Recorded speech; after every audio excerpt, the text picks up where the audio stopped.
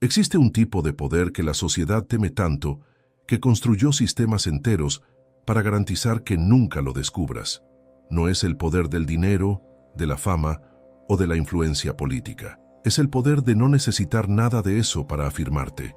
Cada me gusta que buscas, cada aprobación que persigues, cada tienes razón que esperas, son cadenas invisibles que te atan a la mediocridad. La sociedad no quiere destruirte, quiere algo peor, domesticarte, convertirte en predecible, inofensivo, manejable, y lo logra a través de una herramienta tan sutil que ni siquiera la percibes, la moral. Esa voz en tu cabeza que te dice, sé bueno, sé humilde, no destaques demasiado. Esa voz no es tuya, te fue instalada.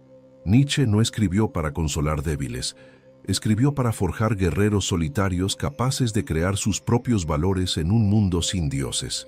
Este guión es el martillo, y hoy aprenderás a usarlo contra tus propias prisiones mentales.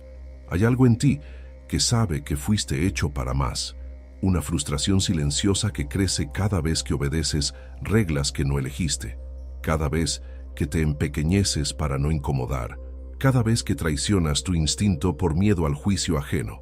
Esa frustración no es debilidad, es tu voluntad de potencia exigiendo liberación.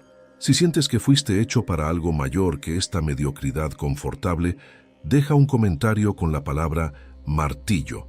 Vamos a identificar quién está listo para el descenso. Porque no te equivoques, esto no es motivación barata, es demolición.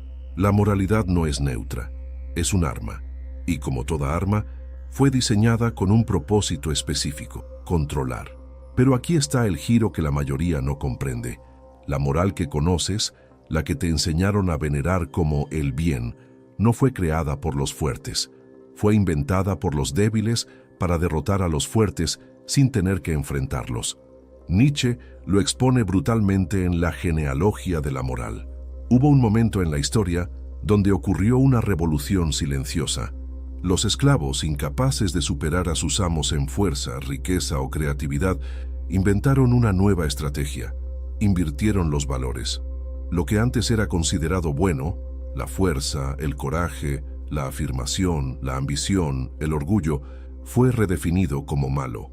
Y lo que antes era considerado signo de debilidad, la sumisión, la humildad, el sacrificio, la compasión indiscriminada, fue elevado como virtud suprema. Esta no fue una evolución moral, fue una venganza. La psicología detrás es devastadora. Cuando no puedes derrotar a alguien, envenenas su victoria. Eres fuerte, pero eso te hace arrogante y por lo tanto malo. Soy débil, pero eso me hace humilde y por lo tanto bueno. El débil logró lo imposible, transformar su impotencia en superioridad moral, y la sociedad compró esa mentira por completo. Ahora vivís en un mundo donde ser bueno significa ser inofensivo, donde la humildad es celebrada porque garantiza que nunca destacarás, donde la compasión se predica universalmente porque mantiene a todos atados al nivel del más débil. La moral del rebaño funciona como un narcótico. Primero alivia el dolor de ser mediocre, después hace imposible curarse de la mediocridad. Pensá en esto. ¿Cuántas veces has sentido culpa por querer más? ¿Por ambicionar? ¿Por no sentirte satisfecho con la vida normal que todos celebran? Esa culpa fue programada. Es el sistema operacional instalado en tu conciencia para mantenerte dócil. Nietzsche distingue dos tipos de moral radicalmente opuestos. La moral de señores, afirmativa. Soy fuerte, creo, construyo, conquisto, por lo tanto soy bueno. Lo débil, lo parasitario, lo reactivo, eso es malo. Es una moral que se afirma a sí misma sin necesitar compararse con otros. La moral de esclavos, reactiva. Ellos son fuertes y me hacen sentir inferior, por lo tanto, ellos son malvados. Yo soy débil y sufro, por lo tanto, yo soy bueno. Es una moral que nace del resentimiento, del deseo de venganza disfrazado de virtud. Mira la historia. Las civilizaciones aristocráticas antiguas celebraban el honor, la fuerza, la excelencia, la creación. Un guerrero espartano, un patricio romano, un samurái japonés. Ninguno de ellos se definía por su humildad o su compasión. Se definían por sus obras, su disciplina, su capacidad de dominarse a sí mismos para superar desafíos. Entonces llegó la inversión de valores. El cristianismo, según Nietzsche, fue el vehículo perfecto para esta revolución de esclavos.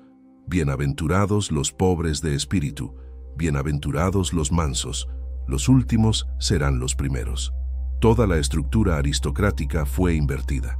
El sufrimiento pasivo se volvió virtud, la grandeza se volvió pecado, y así, siglo tras siglo, la debilidad conquistó al mundo no con fuerza, sino con culpa. Ahora vivís las consecuencias.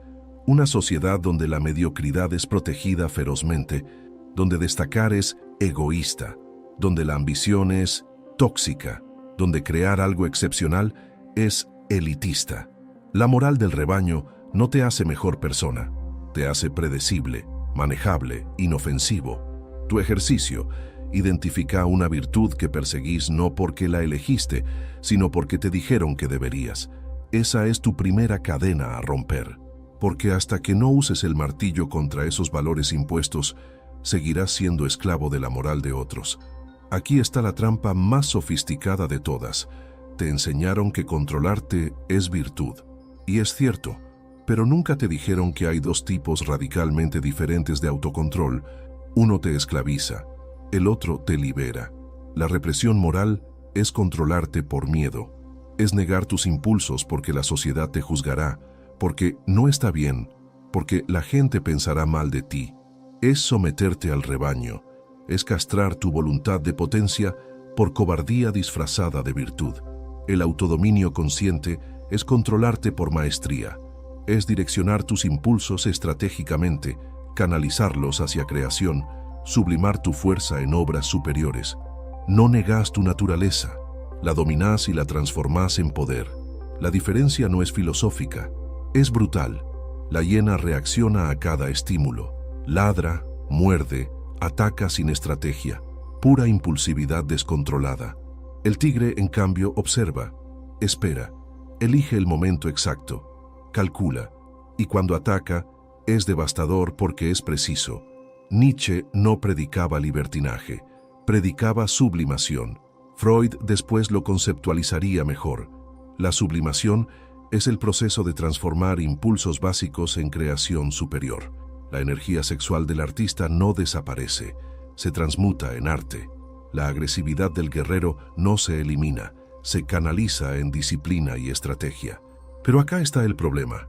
La moral del rebaño te enseñó a reprimir, no a sublimar. Te enseñó a sentir vergüenza de tus impulsos, a negarlos, a esconderlos. Y esa represión no los elimina, los pudre por dentro. Eckhart Tolle lo llama cuerpo de dolor. Patrones inconscientes de sufrimiento que se acumulan cuando negás partes de vos mismo. Ese dolor reprimido no desaparece, se convierte en resentimiento, y el resentimiento destruye desde adentro. Pensa en el moralista obsesivo que predica pureza, pero está consumido por pensamientos impuros. Pensa en el bueno, que acumula rencor silencioso hasta que explota. Pensa en todos los que se controlan por años, hasta que un día cometen la locura que tanto reprimieron. Eso no es fuerza, es una bomba de tiempo. El verdadero guerrero no reprime, domina. Mira la disciplina espartana. No se trataba de negar el miedo, el dolor o el deseo. Se trataba de forjarse a través de ellos. Un guerrero espartano aprendía a controlar su cuerpo bajo condiciones extremas, no para ser bueno, sino para ser letal. Su autodominio era funcional, no moral. Era poder, no sumisión. Ahora compara eso con la ascesis cristiana medieval. Monjes flagelándose, negando el cuerpo, sufriendo por amor a Dios. Ahí el autocontrol no era maestría, era autopunición. No era sublimación, era autodestrucción santificada. ¿Ves la diferencia? Uno forja, el otro mutila. ¿Y vos de qué lado estás?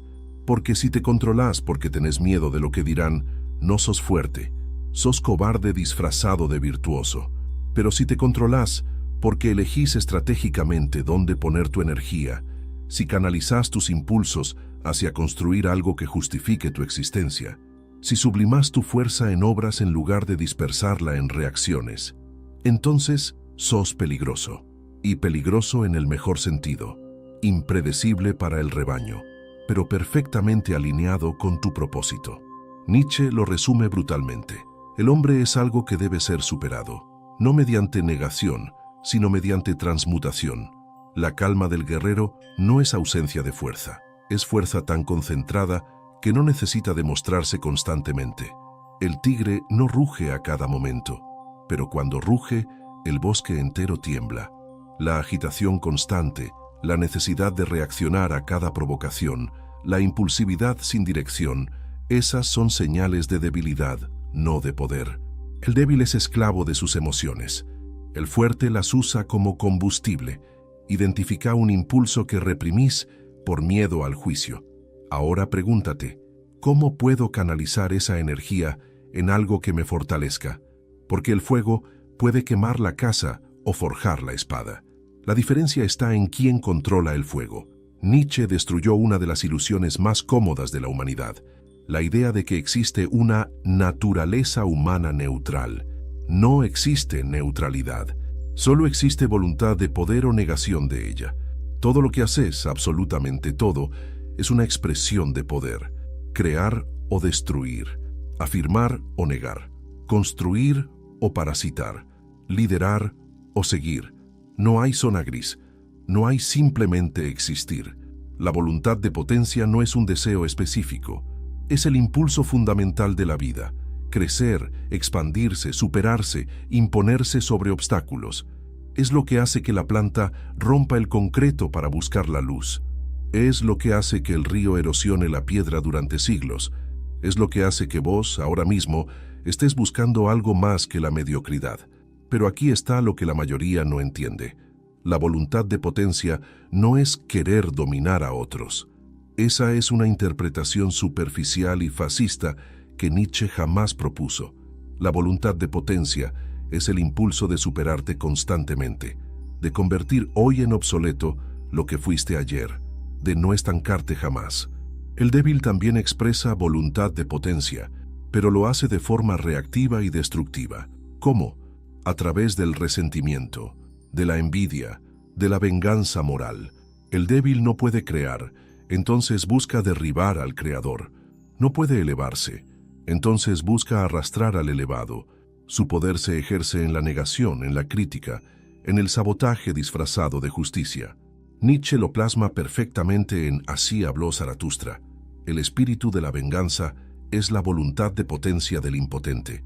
Cuando no podés construir tu propio trono, te dedicas a derribar el ajeno. Pensá en la cultura de la cancelación, en la obsesión por exponer a cualquiera que destaque, en la necesidad compulsiva de encontrar fallas en todo lo excepcional. ¿Qué es eso, sino voluntad de potencia invertida? Poder ejercido en destruir, porque crear está fuera de alcance. Ahora mira el otro lado. Napoleón, más allá de tus juicios morales sobre él, comprende su expresión de voluntad de potencia.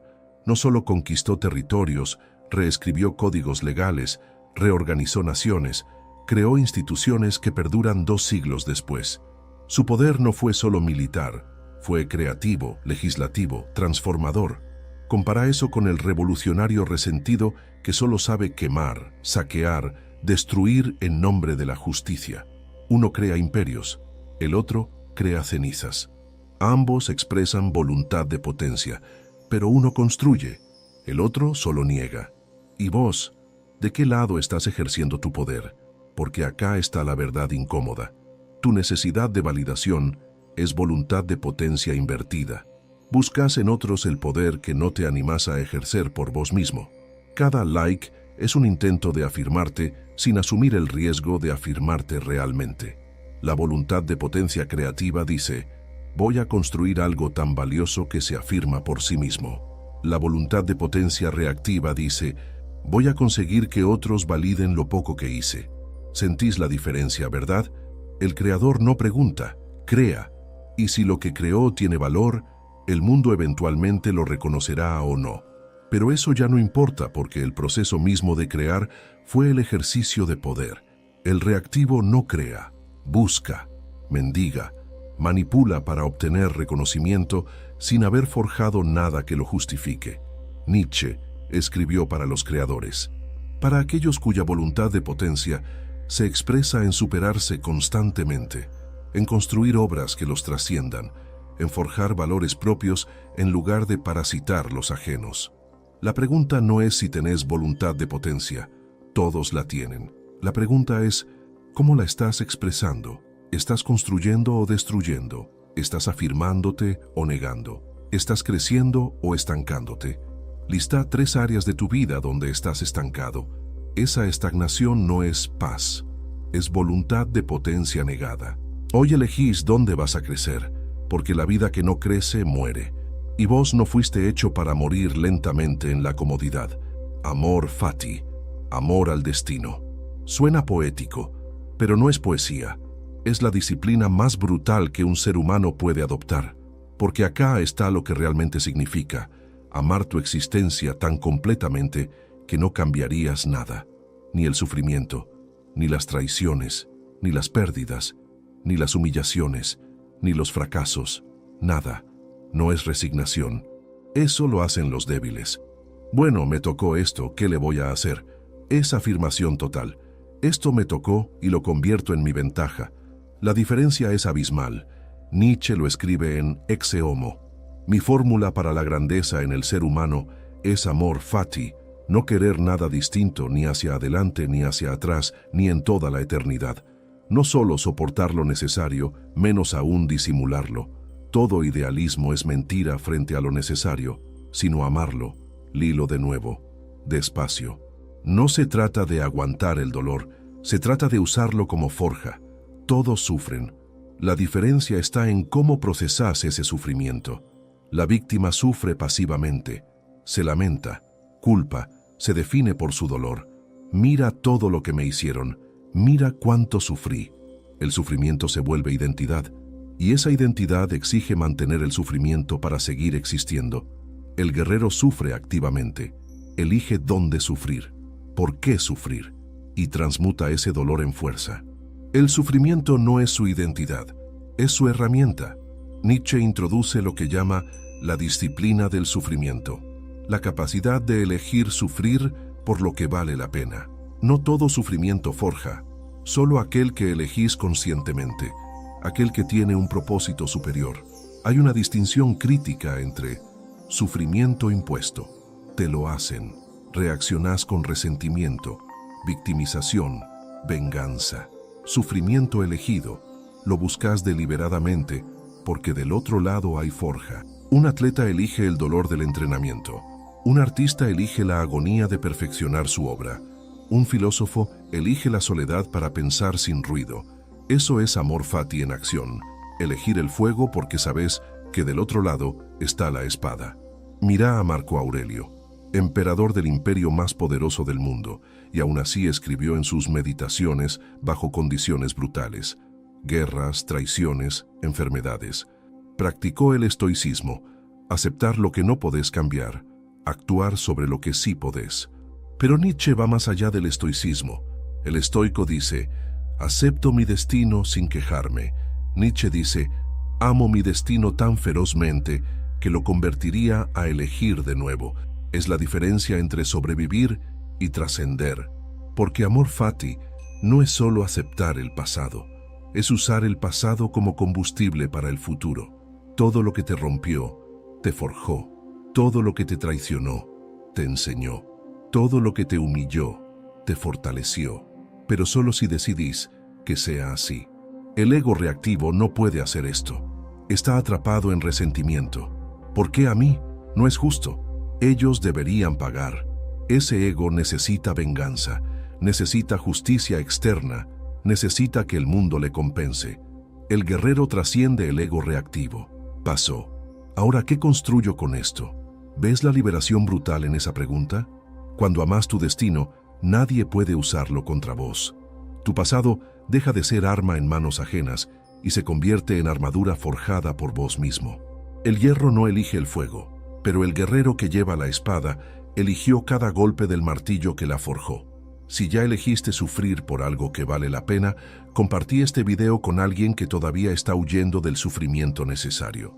Identifica el sufrimiento que evitas. Pregúntate, Lo evito porque es innecesario o porque tengo miedo. Esa respuesta define si sos hierro o herrumbre, porque la herrumbre es hierro que se rindió al tiempo, y vos no fuiste hecho para oxidarte. Destruir valores impuestos es solo el primer paso, el más fácil. Cualquiera puede criticar, cualquiera puede señalar hipocresías, cualquiera puede gritar que el sistema es injusto. Eso es negación, y la negación es el trabajo del león. Pero después del león viene la criatura más peligrosa, el niño creador. Nietzsche lo explica en Así habló Zaratustra con las 3 metamorfosis del espíritu. El camello es el espíritu obediente. Se arrodilla y carga con los valores que le imponen. Dime qué es bueno y lo haré. Dime qué es malo y lo evitaré. Es el ciudadano modelo, el empleado perfecto, el hijo obediente. Su pregunta es, ¿qué debo hacer?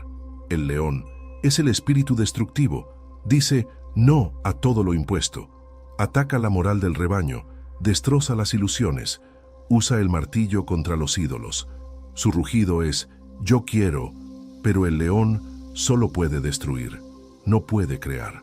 El niño es el espíritu creativo, olvida, no carga resentimiento, no necesita justificar su existencia ante nadie, simplemente crea, inventa nuevos valores, juega, construye mundos. Su declaración es, yo soy. La mayoría se queda atrapada en el león, se especializan en destruir, criticar, señalar, se vuelven cínicos profesionales, expertos en detectar fallas ajenas, pero jamás construyen nada propio, porque crear es infinitamente más difícil que destruir. Cualquiera puede tirar una piedra a una ventana. Crear el vidrio requiere maestría. La transvaloración de todos los valores no es un ejercicio teórico, es legislar para vos mismo, es convertirte en tu propio juez, tu propio jury, tu propio legislador. Ya no preguntas, ¿está bien o mal según la sociedad? Empezás a preguntar, ¿esto me fortalece o me debilita? ¿Esto me acerca o me aleja de quien quiero ser? ¿Esto afirma mi voluntad de potencia o la niega? Esa es tu nueva brújula moral, no la aprobación ajena, no el consenso, no lo que se hace, tu propia tabla de valores. Pero cuidado, esto no es hedonismo, no es hago lo que quiero porque me da la gana. Eso es el impulso del esclavo liberado, no del espíritu libre. El esclavo liberado se emborracha de su nueva libertad y la desperdicia en placeres inmediatos. El espíritu libre usa su libertad para construir algo que lo trascienda. Nietzsche distingue 2 tipos de nihilismo. Nihilismo pasivo.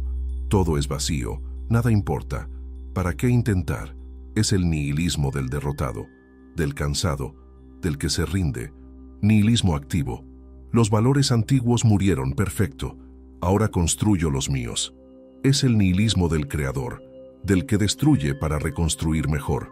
Uno es decadencia, el otro es renacimiento. Mira la historia. Leonardo da Vinci no esperó que la academia le dijera qué era arte. Creó sus propios estándares.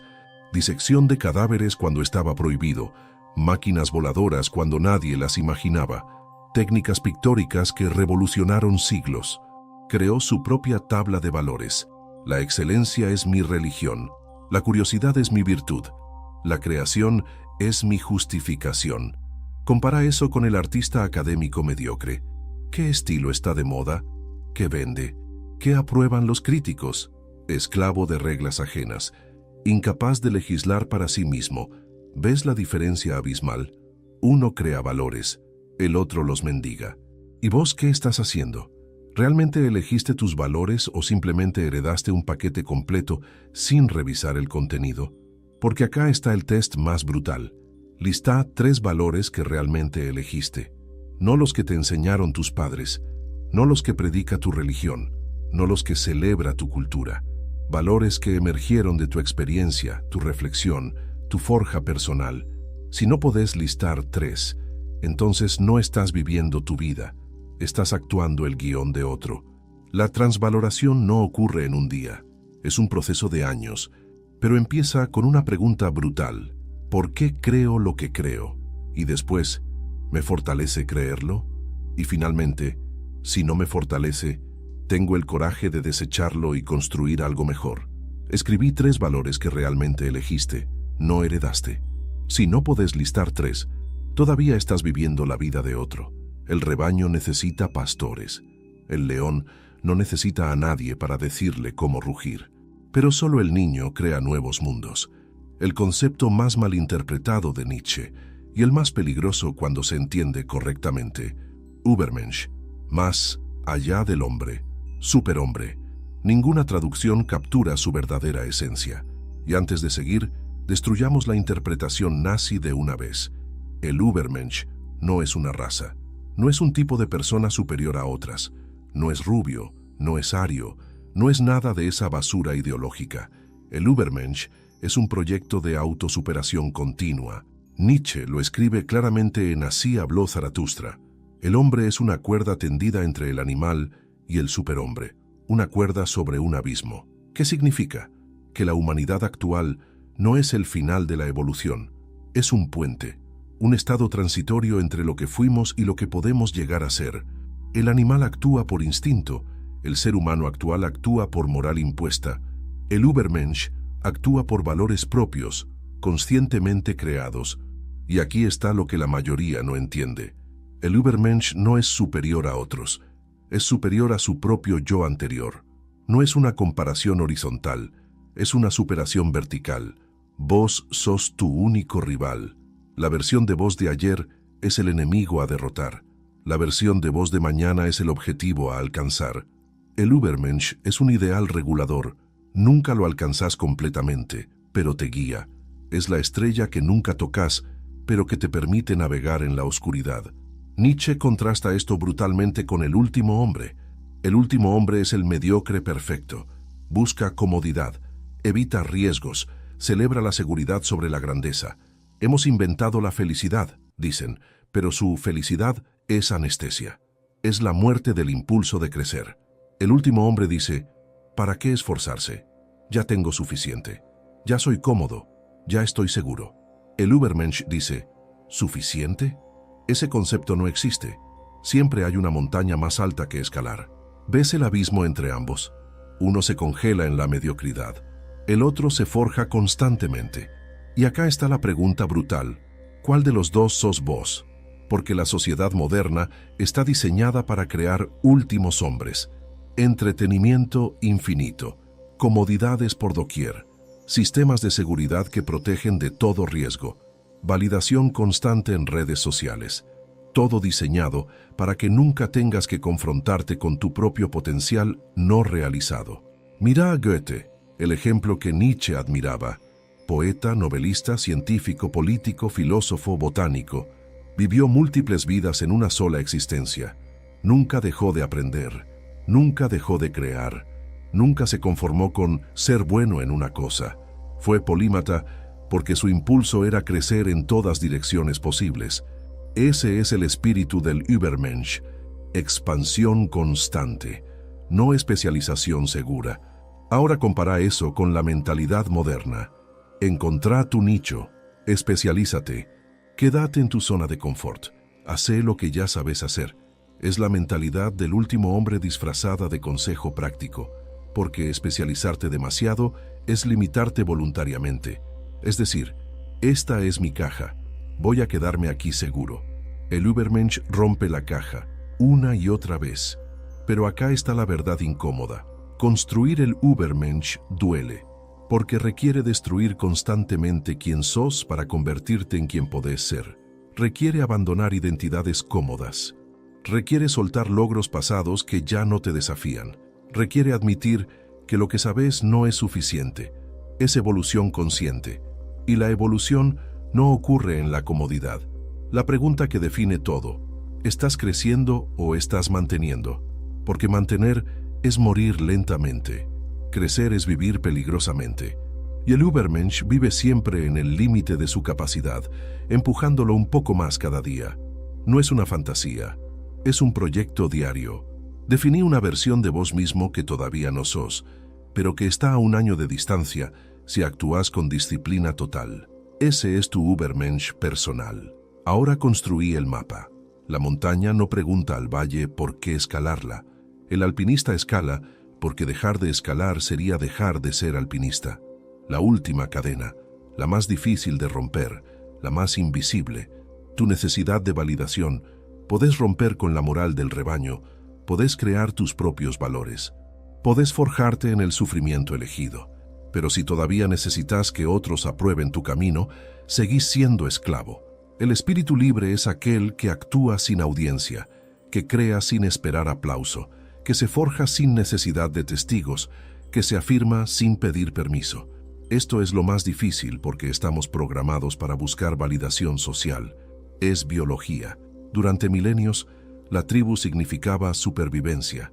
Ser expulsado era muerte segura. Entonces desarrollamos una hipersensibilidad al juicio ajeno. Pero acá está el giro. Vivís en una era donde la soledad ya no es sentencia de muerte, es privilegio. La soledad del espíritu libre no es aislamiento reactivo, no es huir porque te lastimaron, no es encerrarte porque tenés miedo. Esa es la soledad del herido. La soledad del guerrero es activa, es estratégica, es el espacio donde se forja sin el ruido constante de opiniones no solicitadas. Nietzsche lo escribe con precisión quirúrgica. Debes estar preparado para quemarte en tu propia llama. ¿Cómo podrías renovarte si antes no te has convertido en cenizas? Ese proceso de quemarte y renacer no puede ocurrir en público. Requiere intimidad total, requiere silencio, porque la multitud no tolera la transformación. Quiere que seas predecible, que seas la misma persona que fuiste ayer, que no cambies demasiado rápido porque eso los incomoda. Entonces, cada vez que compartís tu proceso de transformación, invitas el juicio, invitas la opinión, invitas la interferencia, y la interferencia constante mata la metamorfosis. El guerrero se retira, no por cobardía, por estrategia. Se aleja del rebaño no porque los odie, sino porque tiene trabajo que hacer. Trabajo que requiere concentración total, trabajo que no tolera interrupciones. Mirá a Miyamoto Musashi, el samurái legendario. Después de sus duelos, después de su fama, se retiró a una cueva durante años, solo, sin discípulos, sin audiencia, y ahí escribió el libro de los 5 anillos. No lo escribió para fama, no lo escribió para dinero, lo escribió porque tenía que destilar décadas de experiencia en sabiduría transmisible. Lo hizo en soledad absoluta. Ese es el guerrero nietzscheano. No necesita reconocimiento inmediato, porque está jugando un juego más largo que el aplauso momentáneo. Pero acá está la distinción crítica entre el guerrero y el reactivo. El reactivo se aísla por resentimiento. Nadie me entiende, todos son idiotas, me voy. El guerrero se aísla por maestría. Tengo una obra que construir y no puedo hacerlo con ruido constante. ¿Sentís la diferencia? Uno huye, el otro se concentra. Y esa diferencia lo cambia todo. Porque el autodominio consciente, ese que discutimos antes, alcanza su máxima expresión aquí. El guerrero no reacciona a provocaciones. No necesita defender su camino ante cada crítico. No justifica sus decisiones ante personas que no están viviendo en su nivel de exigencia. La calma del guerrero es esto, fuerza tan integrada que no necesita demostrarse constantemente. El tigre no ruge para impresionar, ruge porque es tigre. Su fuerza no es performance, es naturaleza forjada. Compáralo con el inseguro que constantemente necesita probar su valor, que habla demasiado, que presume, que busca validación en cada interacción. Esa no es fuerza, es desesperación disfrazada de confianza. El verdadero poder es silencioso hasta que necesita no serlo. Y cuando se manifiesta, es devastador porque es preciso. Nietzsche vivió esto brutalmente. Escribió durante años en soledad casi total, sin reconocimiento, sin fama. Sus libros vendían copias contadas. Murió sin saber que su filosofía cambiaría el mundo. ¿Y aún así escribió? Sí, porque no escribía para el aplauso. Escribía porque tenía que hacerlo. Porque su voluntad de potencia se expresaba en crear, no en ser celebrado por crear. Ese es el estándar. Si este video destruyó alguna certeza confortable, suscríbete al canal. Aquí no ofrecemos consuelo, ofrecemos martillos. Durante una semana, toma una decisión importante sin pedir opinión de nadie. sentí el peso de la responsabilidad total. Ese peso es el peso de la libertad, porque la libertad no es ausencia de peso, es la capacidad de cargar tu propio peso sin necesitar que otros lo sostengan. El guerrero camina solo, no porque no pueda encontrar compañía, sino porque su camino no está en ningún mapa existente. Llegaste al final de este guión, pero el guión era solo el mapa. La jornada es tuya. Viste cómo la moral del rebaño fue diseñada para debilitarte, cómo confundieron control con represión para mantenerte dócil, cómo tu voluntad de potencia está activa ahora mismo, eligiendo entre poder y resentimiento. Aprendiste que el sufrimiento no es castigo, sino forja, que crear tus propios valores es la única forma de trascender, que el Übermensch no es fantasía, sino un proyecto diario de autosuperación, que la soledad no es castigo, sino el campo de batalla del guerrero. Ahora tenés dos opciones. Podés volver al conforto del rebaño, donde tus debilidades serán validadas como virtudes, donde nunca tendrás que enfrentarte con tu potencial no realizado, donde la mediocridad es celebrada como sabiduría, o podés descender al abismo, solo, con tu martillo en mano, y forjarte hasta que no quede nada del que eras. Nietzsche no ofrece garantías. No promete que serás feliz, no promete que serás amado, no promete que serás comprendido. Ofrece algo más valioso, el camino para convertirte en quien realmente podés ser, sin máscaras, sin disculpas, sin cadenas. La pregunta es, ¿tenés el coraje de caminarlo? Porque la mayoría no lo tiene. La mayoría lee, se emociona, siente el impulso y después vuelve a la comodidad. Vos no llegaste hasta acá para ser la mayoría. Este no es el fin de un video, es el inicio de tu campaña de autosuperación. El martillo está en tu mano. Ahora destruí lo que debe ser destruido, construí lo que debe ser construido y convertite en lo que debes ser. Te veo del otro lado del abismo, si llegas.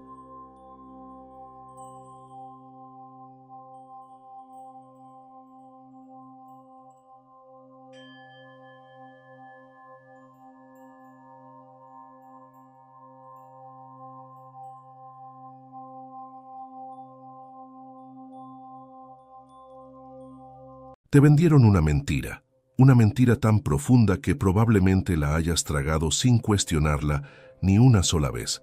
Te dijeron que controlarte es reprimirte, que la disciplina es sufrimiento negativo, que dominar tus impulsos es negar tu naturaleza auténtica. Y tú lo creíste, por eso eres débil. Déjame ser brutalmente claro contigo. La sociedad moderna te ofrece dos opciones, y ambas son trampas diseñadas para mantenerte encadenado. La primera trampa es la represión moral. Contrólate porque está mal, porque la sociedad te juzgará, porque debes ser bueno. La segunda trampa es la libertinaje impulsiva. Sé auténtico, libera todos tus deseos, reacciona a todo, no te reprimas nunca.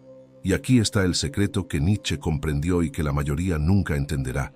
Ambas opciones son formas de esclavitud. Nietzsche no predicaba libertinaje. Eso es lo que los débiles malinterpretan cuando leen Más allá del bien y del mal. Lo que Nietzsche enseñaba era algo infinitamente más poderoso, más aterrador para los mediocres: la sublimación, el autodominio del guerrero versus la represión del esclavo, la calma del tigre que elige cuándo atacar versus la agitación de la hiena que simplemente reacciona a cada estímulo. Hoy vas a aprender el secreto que separa a los conquistadores de los conquistados, a los creadores de los consumidores, a aquellos que aterrizan con su sola presencia de aquellos que mendigan atención. Este no es un video de autoayuda, es un martillo, y si tienes el estómago para sostenerlo, te voy a enseñar a usarlo para destruir tus propias cadenas y forjar algo que la sociedad teme, un individuo con autodominio brutal. Si tienes la valentía de enfrentar la verdad sobre tu propio descontrol disfrazado de autenticidad, suscríbete a este canal y activa la campana, porque este conocimiento no es para todos.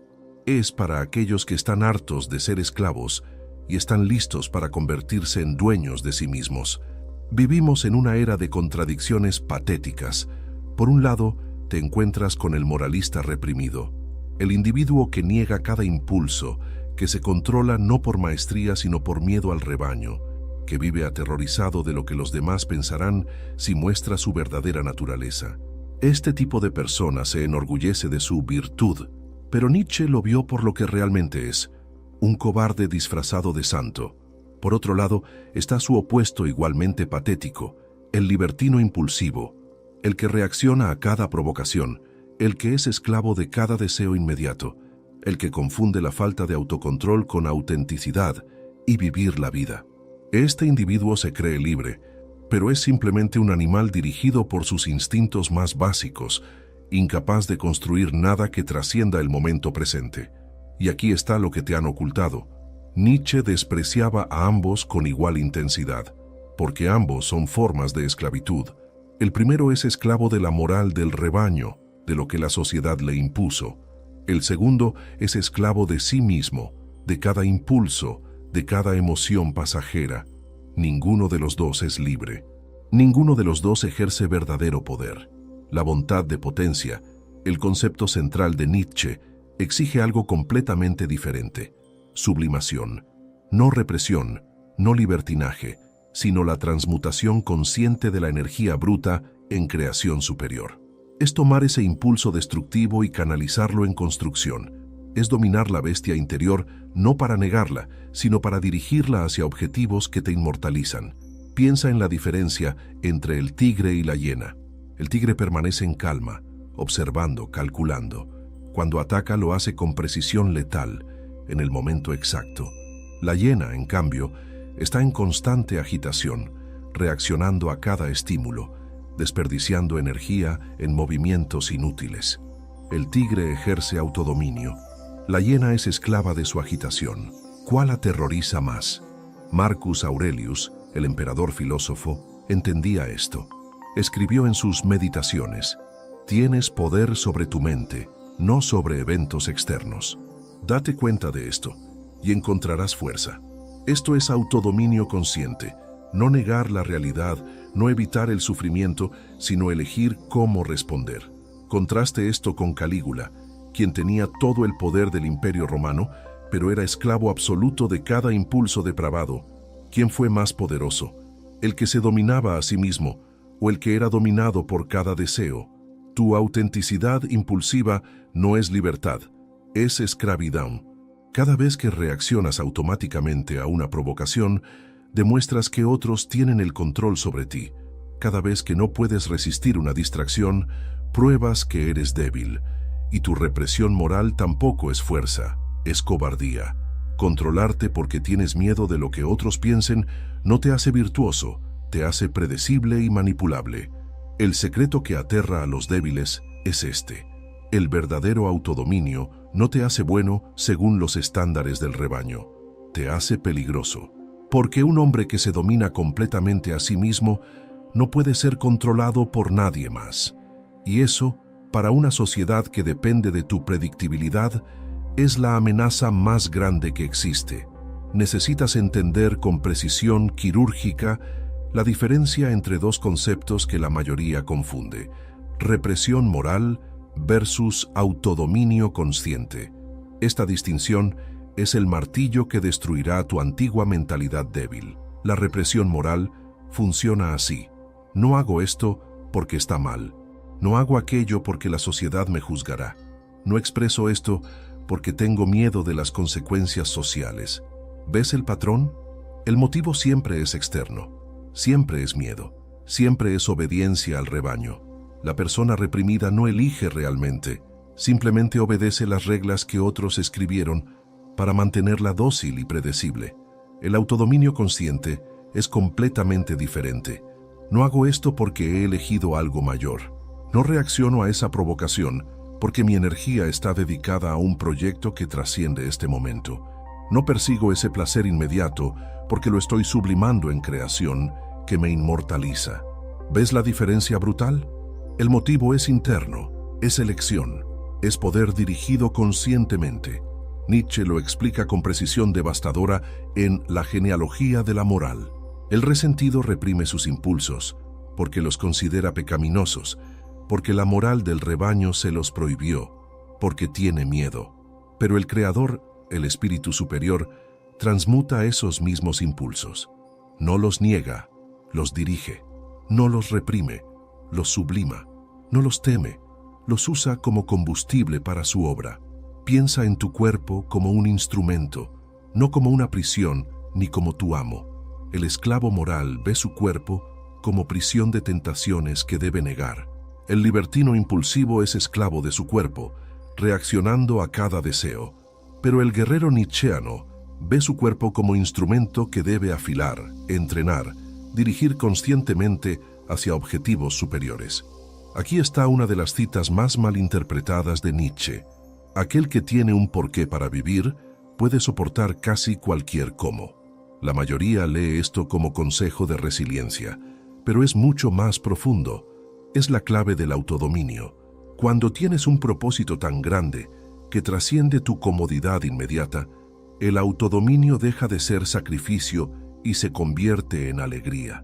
No te privas de placeres menores por disciplina moral, simplemente los ves como insignificantes comparados con lo que estás construyendo. La disciplina del sufrimiento elegido versus el sufrimiento impuesto marca otra distinción crucial.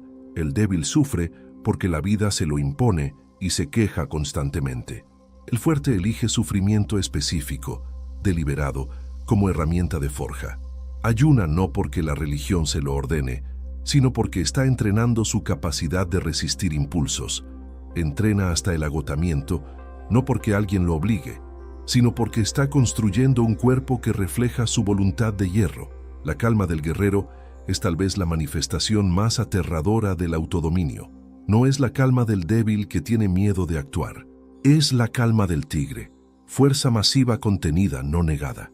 Cuando miras a los ojos a alguien con verdadero autodominio, percibes algo que aterra, un abismo de poder controlado.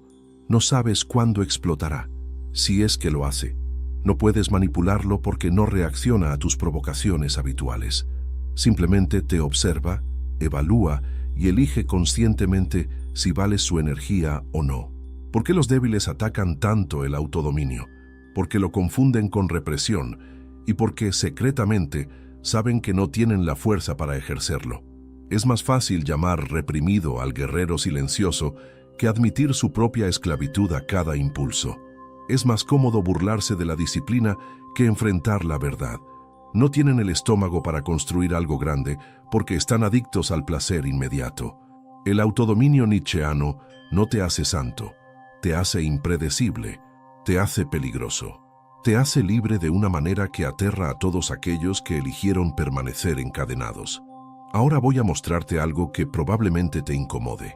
4 formas de esclavitud que la sociedad moderna vendió como libertad o autenticidad.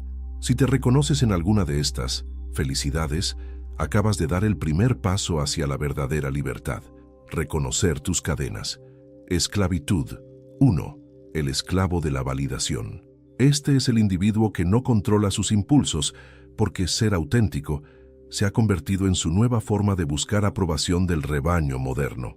Reacciona a cada provocación porque no se calla ante injusticias, pero en realidad está desesperado por demostrar que tiene valor. Su autenticidad es simplemente otra forma de mendigar. Ven, soy real, soy genuino, apruébenme. Nietzsche describe a este tipo en Así habló Zaratustra como el último hombre, alguien que necesita constantemente pequeñas dosis de placer y aprobación para sentirse vivo. No puede soportar estar solo con sus pensamientos porque secretamente sabe que sin la validación externa no es nadie. Por eso está siempre en redes sociales, siempre reaccionando, siempre necesitando audiencia para su autenticidad. El test es simple. ¿Puedes pasar una semana sin compartir tu opinión en público? ¿Sin publicar en redes sociales? ¿Sin buscar reacciones? Si no puedes, eres esclavo de la validación. No importa cuán auténtico creas que eres. Esclavitud 2. El esclavo del resentimiento. Esta esclavitud es particularmente venenosa porque se disfraza de memoria o principios. Es el individuo que no puede superar ofensas, que cultiva el rancor como parte de su identidad, confunde venganza con justicia y vive constantemente en el pasado, rumiando injusticias reales o imaginarias. Nietzsche dedicó gran parte de La genealogía de la moral a diseccionar este tipo de psicología. Lo llamó el hombre del resentimiento, alguien que, incapaz de ejercer poder real, se refugia en la moralización de su impotencia. No puedo vencerte, por tanto te declaro inmoral. No logré lo que tú tienes, por tanto lo que tienes debe ser corrupto. El resentimiento es un veneno que bebes esperando que mate a tu enemigo. Pero aquí está la verdad brutal. Mientras tú estás obsesionado con quien te ofendió, esa persona probablemente ni siquiera piensa en ti. Tu resentimiento no le quita el sueño a tu enemigo, solo a ti. Eres esclavo de alguien que tal vez ya te olvidó. Eckhart Tolle llama a esto el cuerpo de dolor, patrones inconscientes de sufrimiento que se alimentan a sí mismos, que crean adicción al drama, porque tu identidad se construyó alrededor de tus heridas. Nietzsche diría que es la inversión de la voluntad de potencia. En lugar de crear, destruyes. En lugar de afirmar tu poder, te defines por tus debilidades. Esclavitud 3. El esclavo del placer inmediato. Este es probablemente el más común en nuestra era de dopamina instantánea.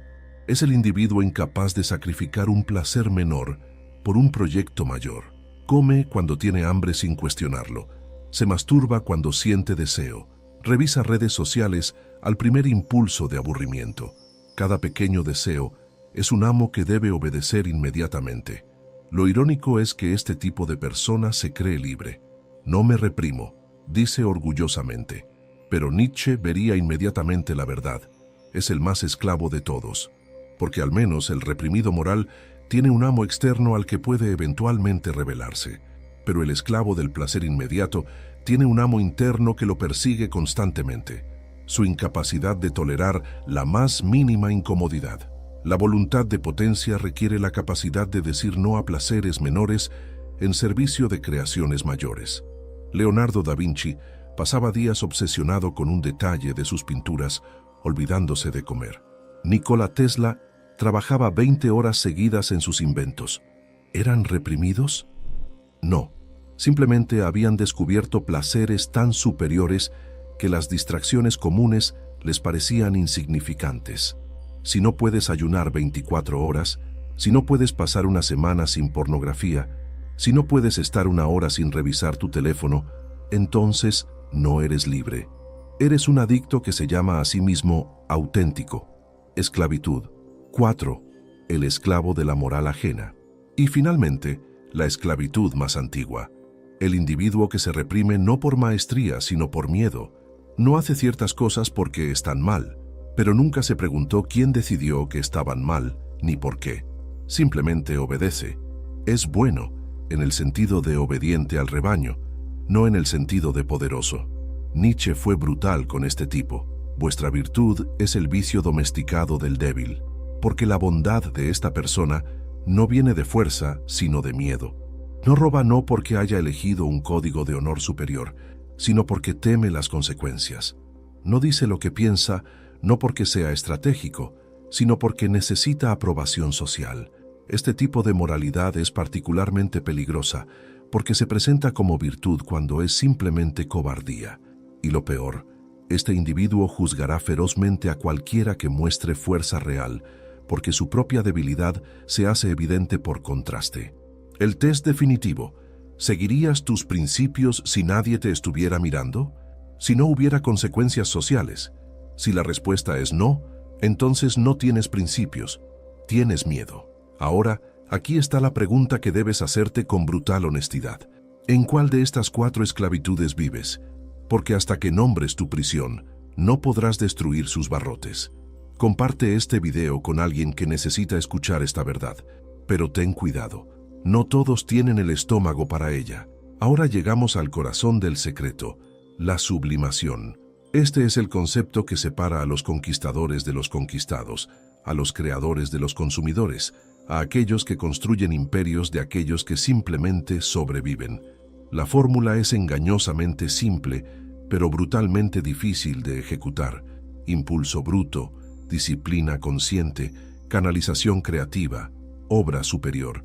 Déjame mostrarte cómo gigantes de la historia aplicaron esta fórmula para crear cosas que los inmortalizaron. Leonardo da Vinci era un hombre de apetitos intensos. Los historiadores documentan su fascinación casi obsesiva con la anatomía, la belleza, el cuerpo humano. Pero aquí está lo que lo hace extraordinario. En lugar de ser esclavo de estos impulsos, los canalizó en arte que ha sobrevivido 5 siglos.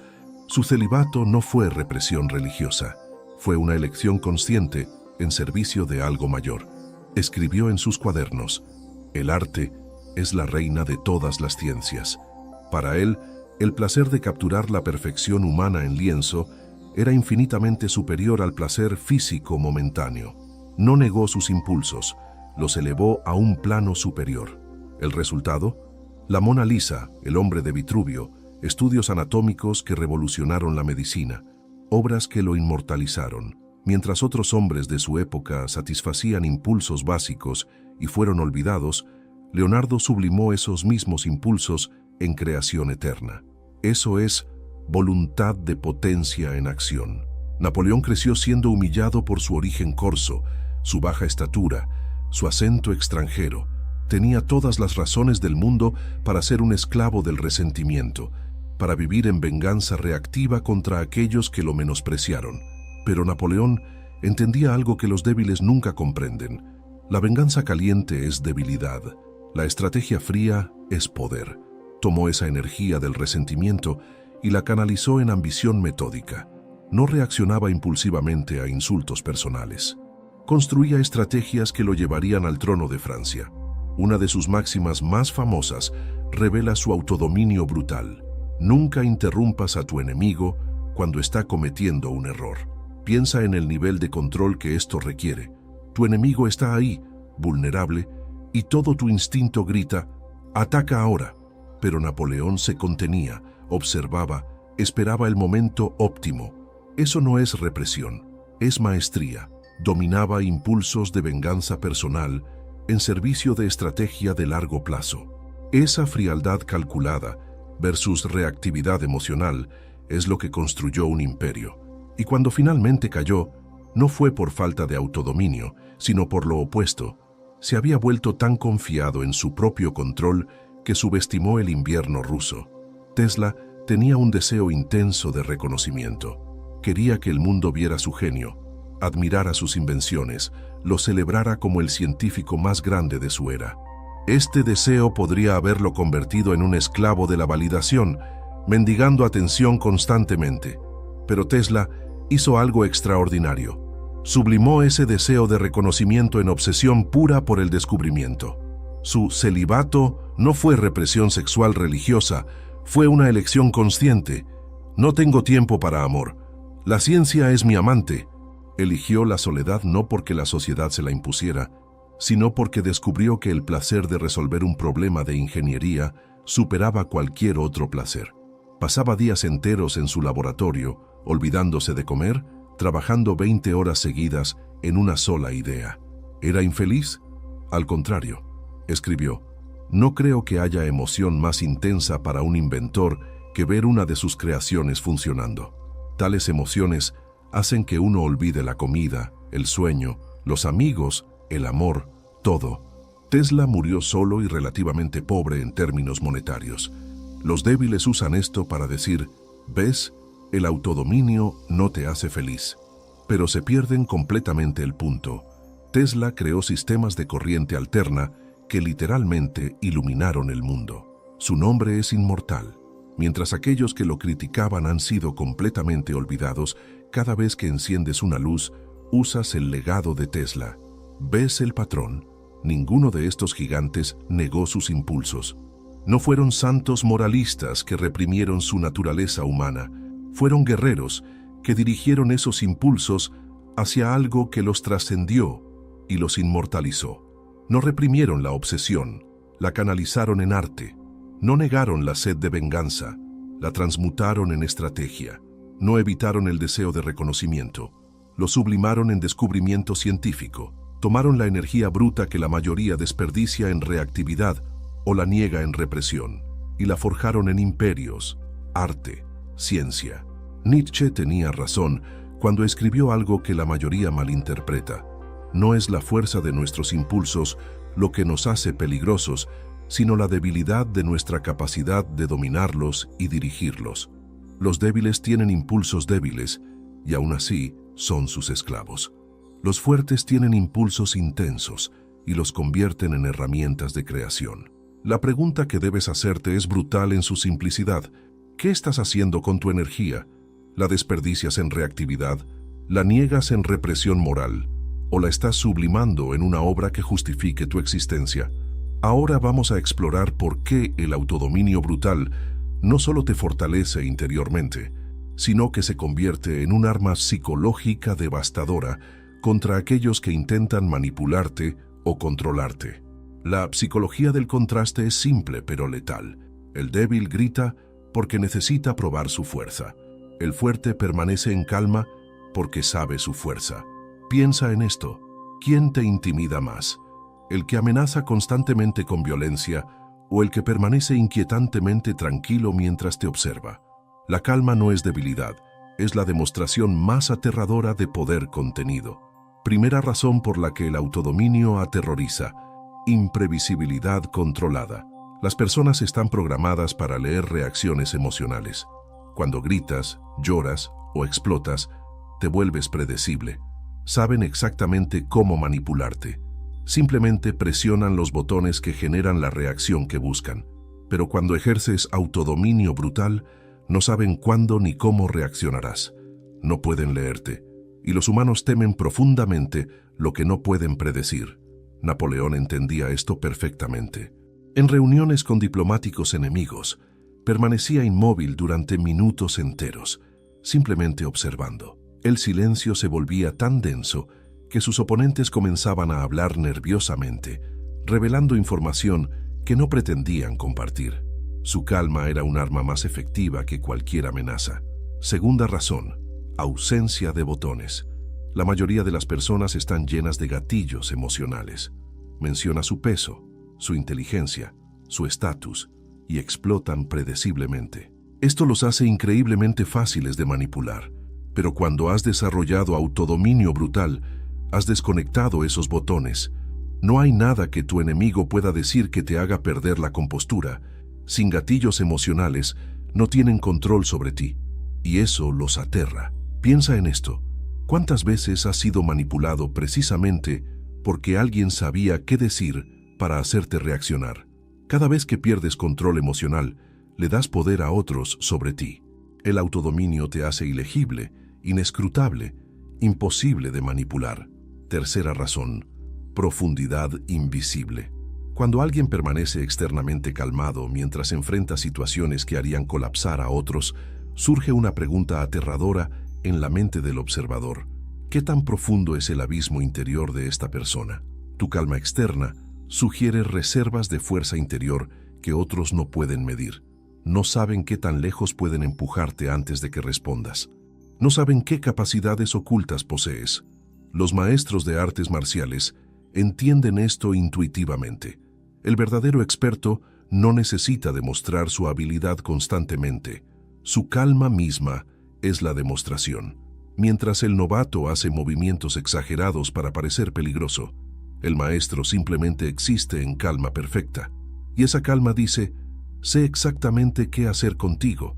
Simplemente no has justificado que lo haga. Cuarta razón: contraste brutal. Tu calma expone la agitación débil de otros.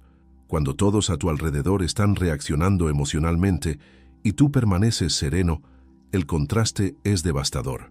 Su debilidad se vuelve obvia, y los débiles odian nada más que tener su debilidad expuesta. Por eso atacarán tu calma, la llamarán falta de pasión o frialdad patológica, pero secretamente saben la verdad: tú eres fuerte y ellos no.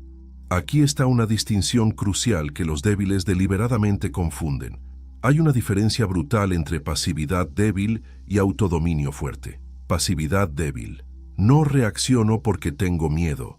Dejo que me pisoteen porque no tengo la fuerza para responder. Mi silencio es cobardía disfrazada de paz. Autodominio fuerte: no reacciono porque tú no vales mi energía. He evaluado la situación Y conscientemente he decidido que responder sería desperdiciar recursos en algo insignificante.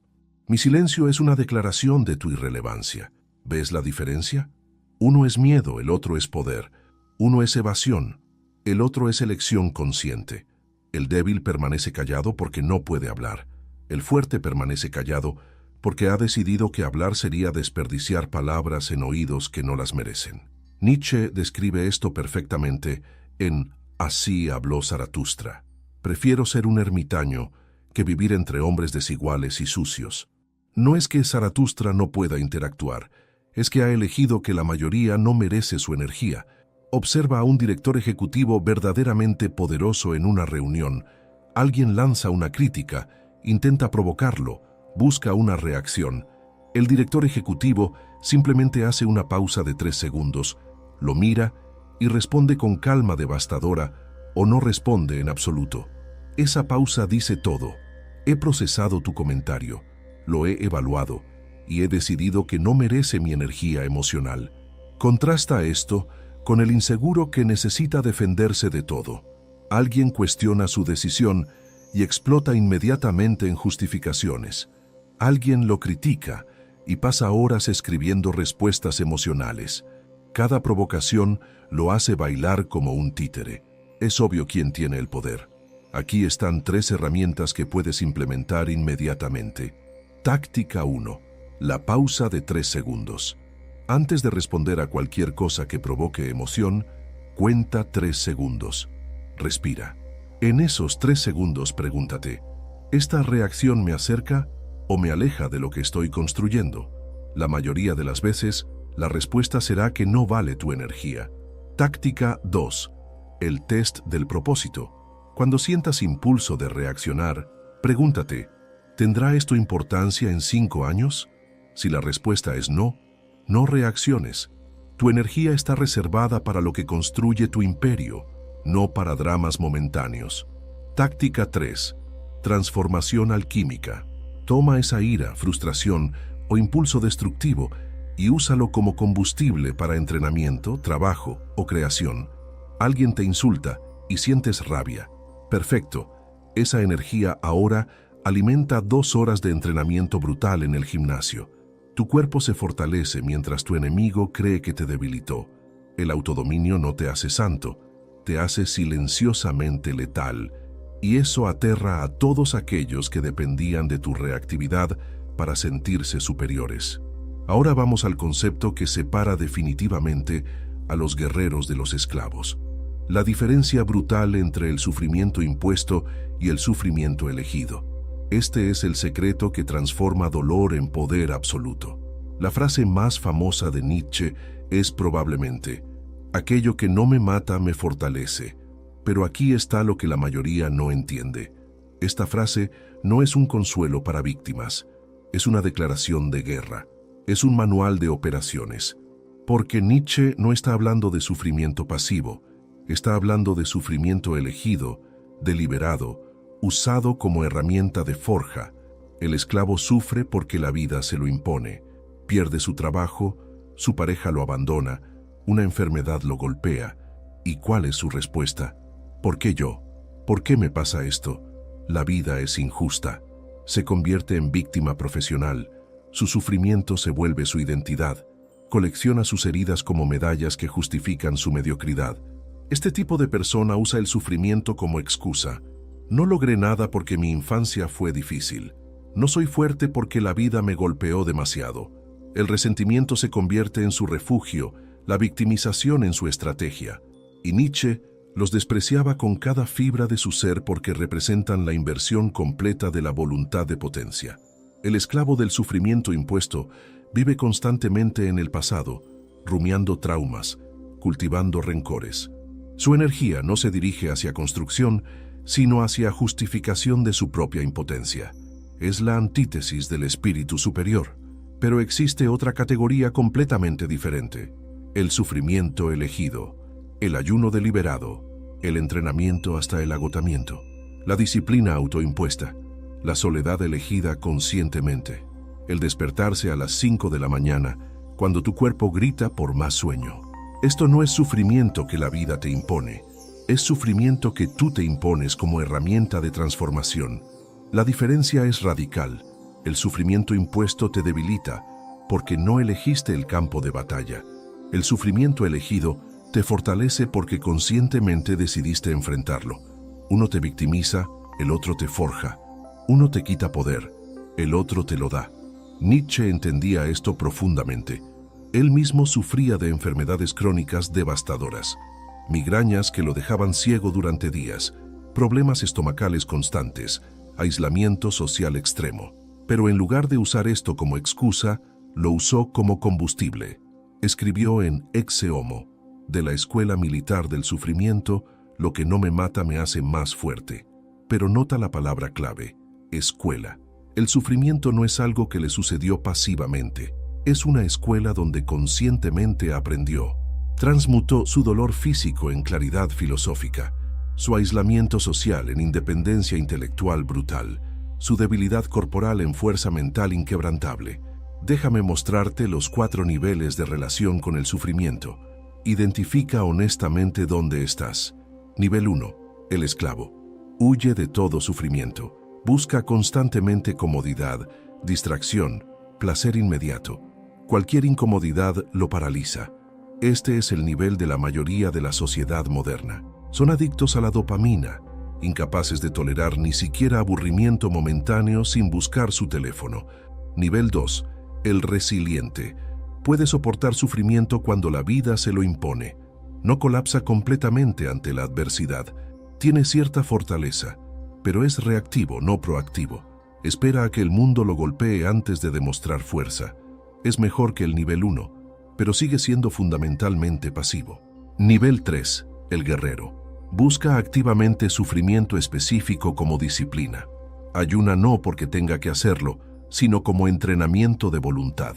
Corre maratones no por salud, sino para probar su capacidad de sobrepasar límites. Se impone disciplinas brutales conscientemente, porque entiende que el sufrimiento elegido es la forja del espíritu superior.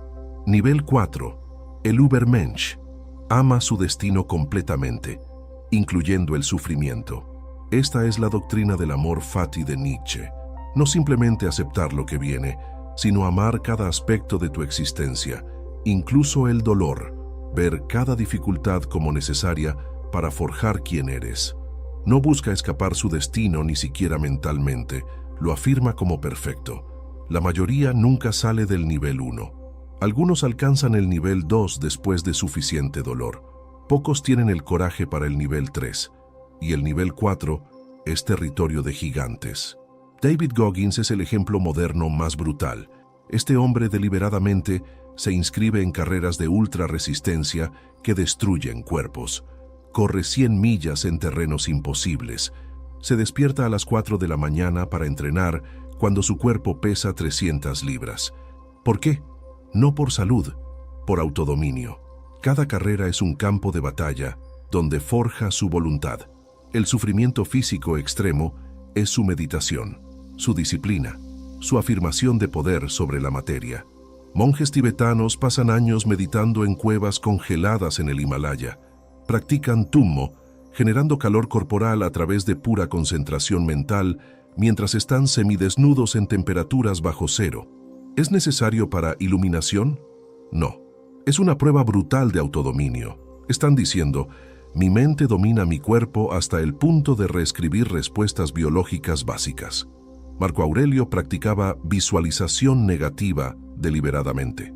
Imaginaba perder todo, su imperio, sus hijos, su vida, no porque fuera pesimista, sino para fortalecer su capacidad de enfrentar cualquier destino sin colapsar. Dormía en el suelo regularmente, a pesar de ser emperador. Comía comida simple cuando podía tener banquetes. Sufrimiento elegido como vacuna contra el sufrimiento impuesto. Pero cuidado, hay una distinción crítica que debes entender. El sufrimiento elegido del guerrero no es masoquismo. El masoquista busca dolor por el dolor mismo. Está enfermo, busca destruirse. El guerrero busca el sufrimiento específico que lo fortalece. El masoquista es esclavo del dolor. El guerrero usa el dolor como herramienta. La pregunta test, ¿este sufrimiento me hace más fuerte o simplemente me daña? Si estás ayunando para probar tu disciplina, es forja. Si estás ayunando hasta el punto de daño orgánico por odio a ti mismo, es autodestrucción. Línea fina pero absolutamente crucial. Nietzsche mismo advirtió contra el ascetismo nihilista. Sufrimiento por odio al cuerpo, por negación de la vida. Eso es cristianismo débil. El sufrimiento nietzscheano es por amor a la vida, por deseo de forjarte en algo más grande. No niegas tu cuerpo, lo conviertes en instrumento afilado de tu voluntad.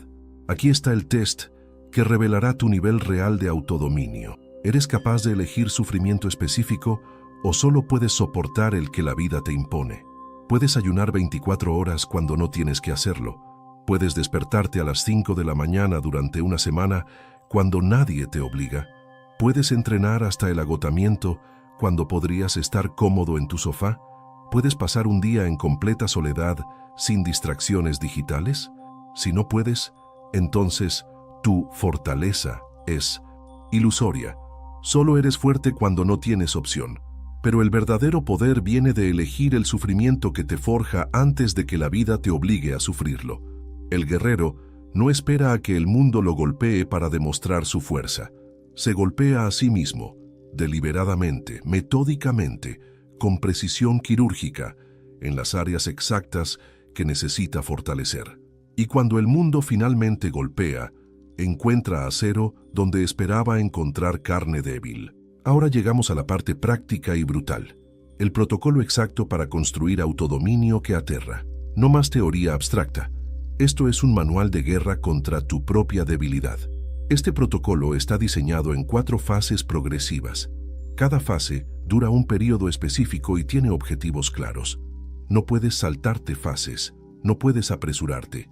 La forja requiere tiempo y calor intenso sostenido. Si intentas acelerar el proceso, obtendrás metal quebradizo, no acero templado.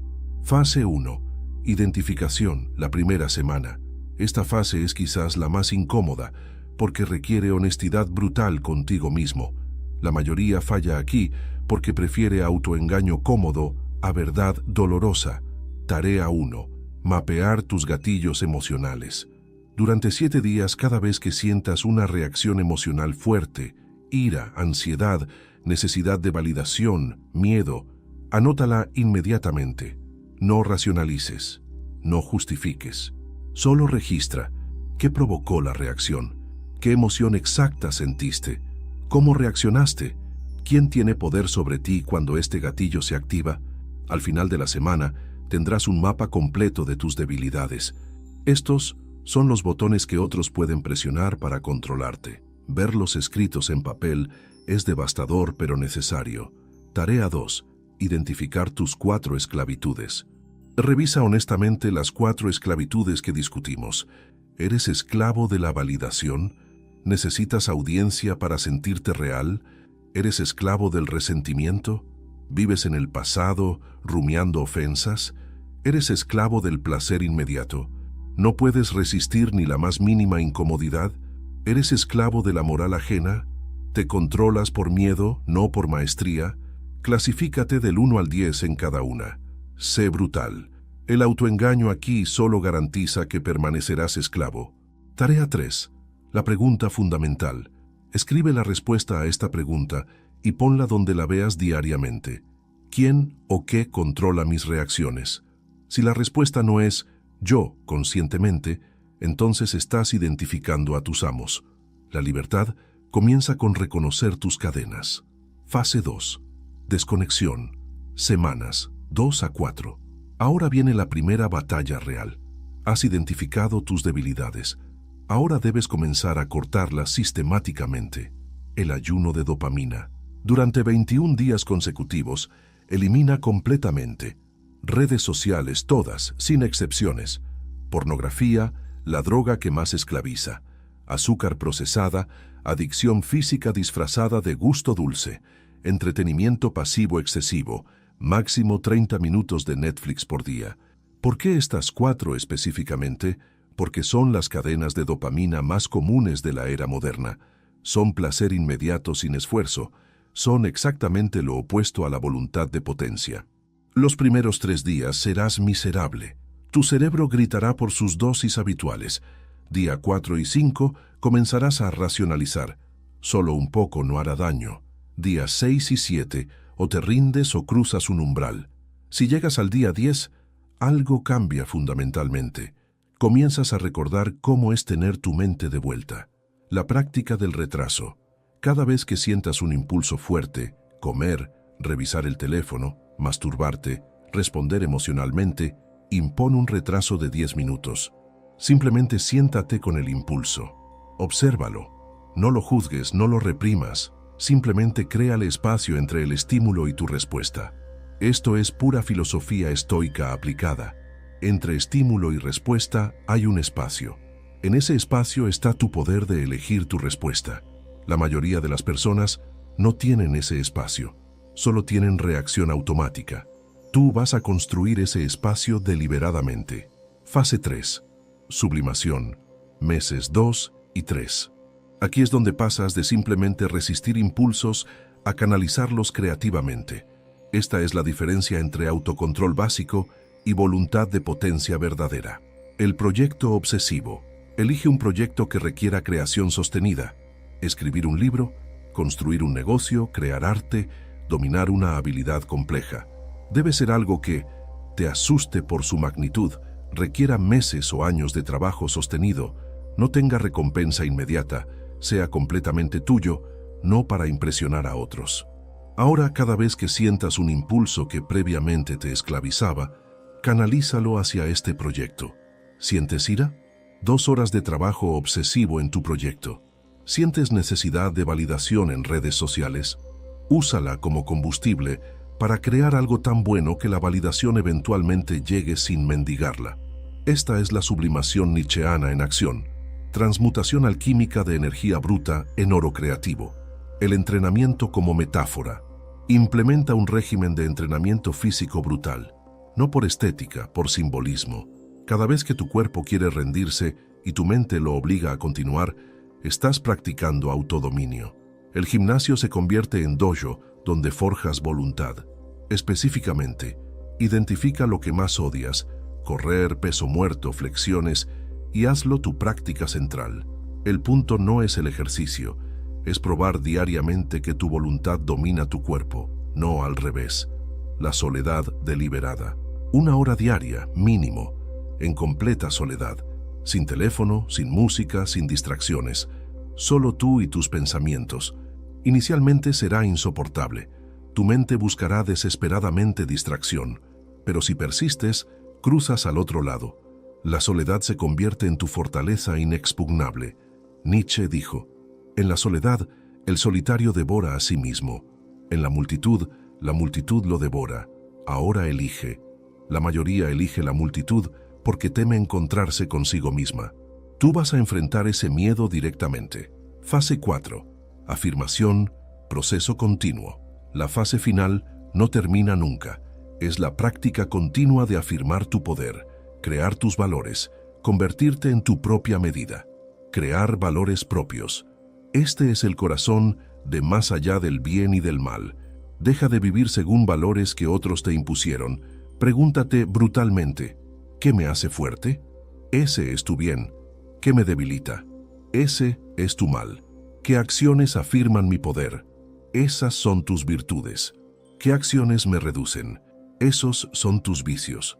Nota que estos valores no vienen de la Biblia, ni de la sociedad, ni de la moral del rebaño. Vienen de una sola fuente. ¿Esto me fortalece o me debilita? Esa es tu única moral ahora. La práctica del amor fati. Cada noche, antes de dormir, revisa tu día completo, incluyendo errores, fracasos, dolores, y afírmalo. No cambiaría nada. Cada parte de este día fue necesaria para forjar quien estoy convirtiéndome. Esto no es pensamiento positivo barato. Es la práctica más brutal del autodominio. Amar tu destino tan completamente que no desearías cambiarlo ni siquiera si pudieras. Los débiles viven en arrepentimiento constante. Los fuertes afirman incluso sus cicatrices como necesarias. Convertirte en tu propia medida. Deja de compararte con otros. Deja de buscar validación externa. La única pregunta relevante es, ¿soy más fuerte que ayer? No soy mejor que Juan, sino, ¿Estoy forjándome o estoy estancándome? Esto es libertad aterradora. No tener ningún estándar externo excepto tu propia superación continua.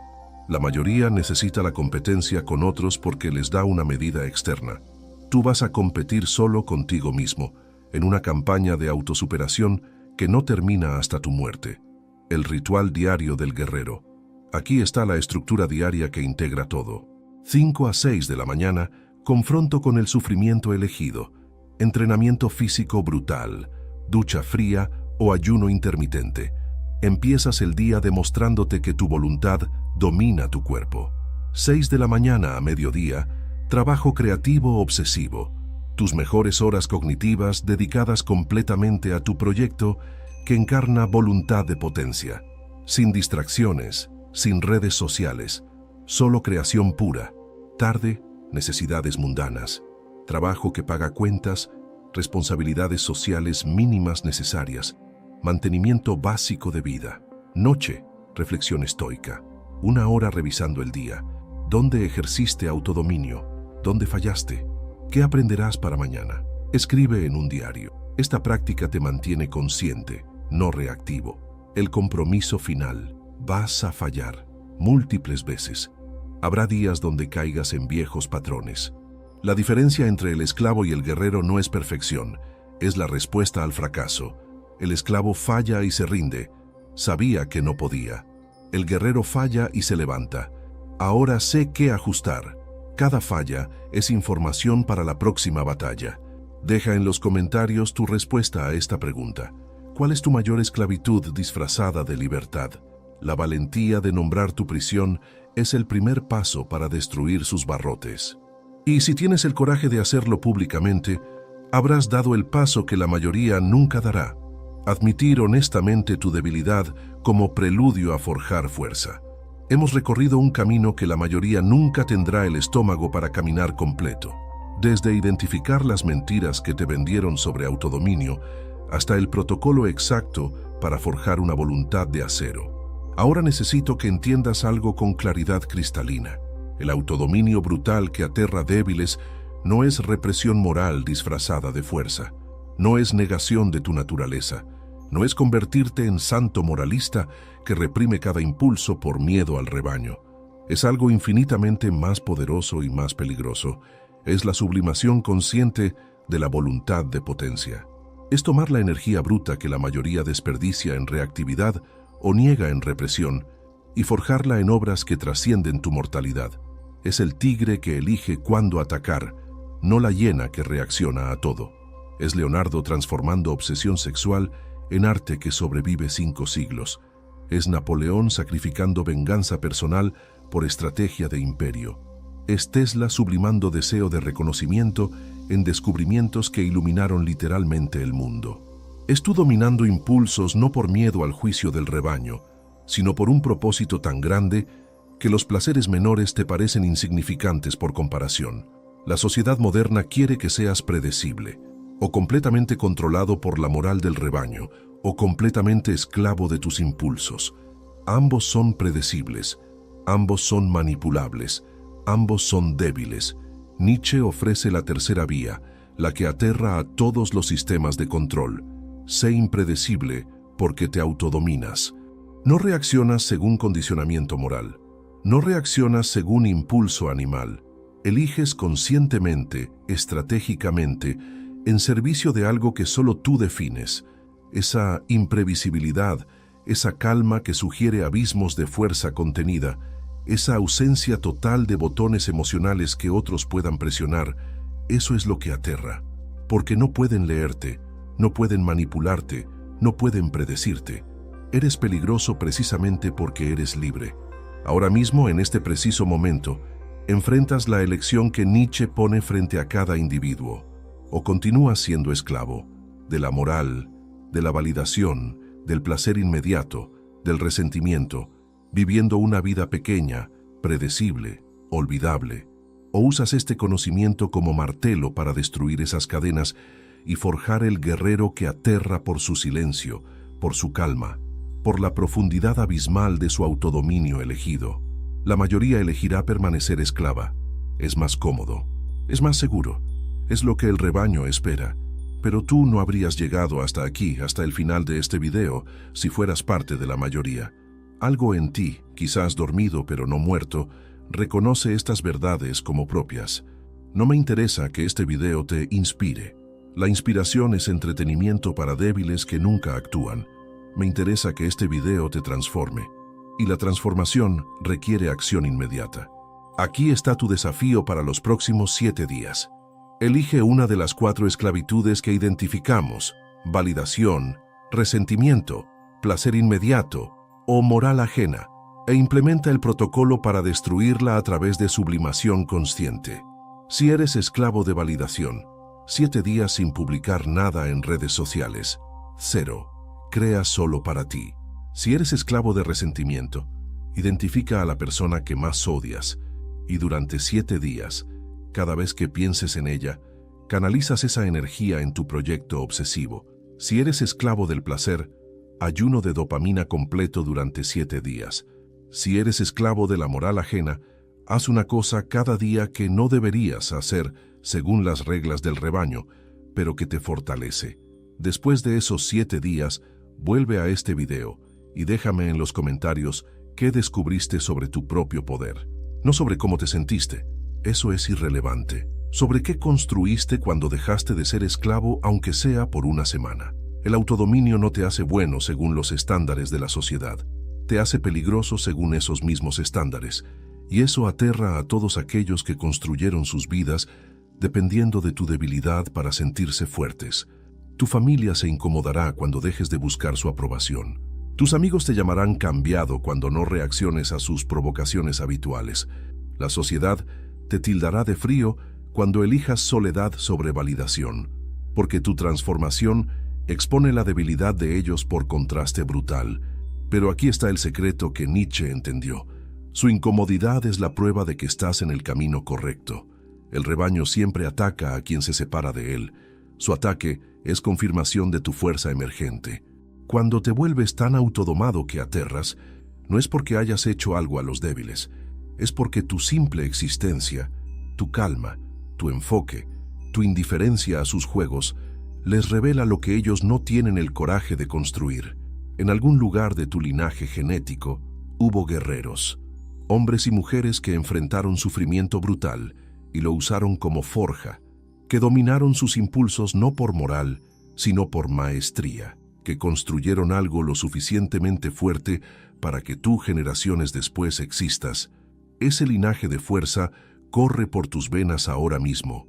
La pregunta es, ¿vas a honrarlo convirtiéndote en guerrero o vas a deshonrarlo permaneciendo esclavo? Nietzsche termina: así habló Zaratustra con estas palabras. Este es mi mañana, mi día comienza. Asciende ahora, asciende, gran mediodía. Tu mediodía, el momento de máximo poder de tu vida, no viene solo. Debes forjarlo conscientemente, diariamente, brutalmente. El autodominio no te hará querido, te hará respetado, no te hará popular, te hará formidable, no te hará cómodo, te hará libre de una manera que aterra a todos aquellos que eligieron permanecer encadenados. Ahora ve, implementa lo que aprendiste, forja el guerrero silencioso que aterra con su sola presencia. Y recuerda, el autodominio no te hace bueno, te hace peligroso. Y eso, precisamente eso, es lo que la sociedad teme más que cualquier otra cosa. Tu transformación comienza hoy, o nunca comenzará.